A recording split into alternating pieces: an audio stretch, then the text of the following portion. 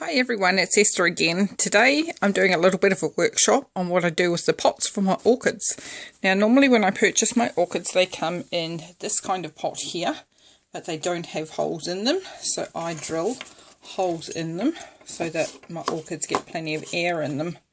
They come with really good holes in the bottom already and a little raised section to make sure the water's draining. However, I found myself some pots that I want to use. They were only $1, so I couldn't resist them. Have a little bit broken off them. Have some holes, but not enough. So I have my handy little Dremel 3000 tool.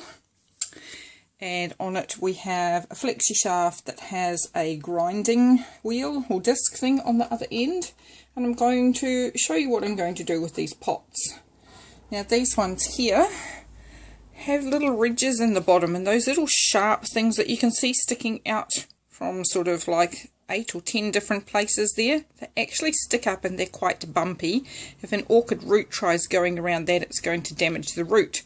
So I'm going to get my little noisy tool and I'm going to grind those little pieces of plastic off, and then later on I'll also show you how I'm going to put holes in them, and these are going to become great little orchid pots. They will still go on the inside of a decorative container, but I have one beautiful big orchid that's the first one I ever got that's starting to need a repot. So she needed a bigger pot, I had to find something, and at the moment these were the ones I found. So I'm going to get my Dremel and I'm going to grind off some of those sharp little pieces. I'll come back and show you in a moment.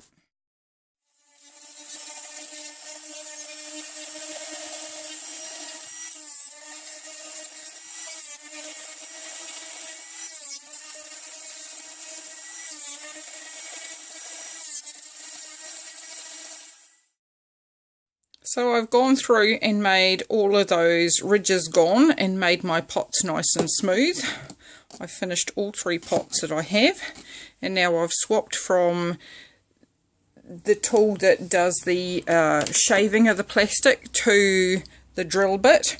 So now I'm going to drill a few holes in there just to show you. I'll finish the rest off film and come back with them finished.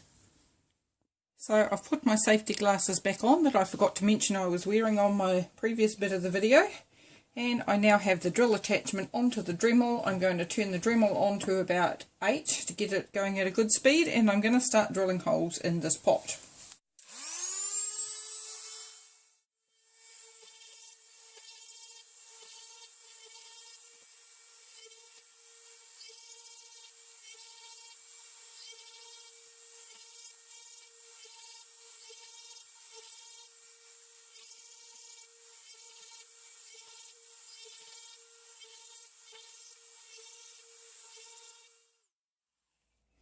So as you can see, it leaves a whole lot of stuff on the side of the pot that you can usually just get your fingernail and scratch off and tidy it up. I'll go around again and make sure that all of the holes are nice and smooth and finish off the rest of the pots and do some holes in the bottom of it like I have with this one here, and then I'll come back.